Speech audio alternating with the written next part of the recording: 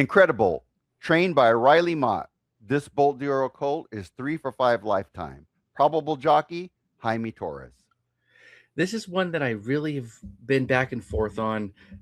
He came into the Holy Bowl and was 3, 4 to 1, kind of over bet and just did no running. So he kind of got thrown off everybody's radar and everybody was kind of off of him. Going over the Virginia Derby, which is a 1 turn mile and an eighth race, he had a great race there. He's one that just feels like he's going to be left off because his last race was March 14th. Been a while since he raced, but he has wins over Saratoga, over Churchill Downs. He won the Street Sense. He broke his maiden there going 2 turns, or broke his maiden going 1 turn in a mile, and then came back and won the Street Sense going 2 turns.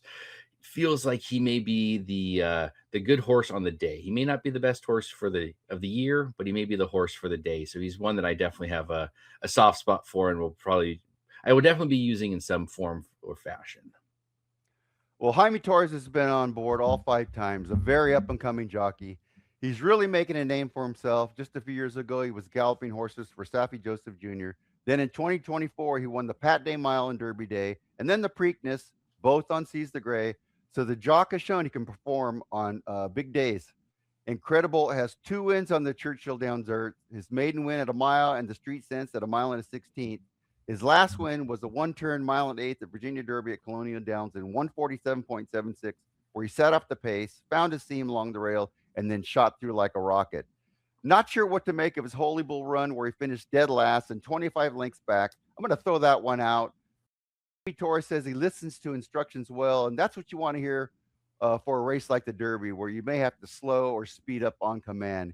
He's going to need some luck and be good, but would not be shocked if he pulled off a Mystic Dan type of performance in the Derby. You're going to get great odds on Derby Day. I'd use him underneath and probably have a bet or two with him on top just in case. I'd say there's an 80% chance he's in the top 10.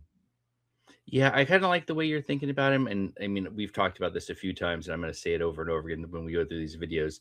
This year feels very much like a Mystic Dan year where the best horse isn't going to actually necessarily win this race. It feels like the horse on the day that's best is going to win.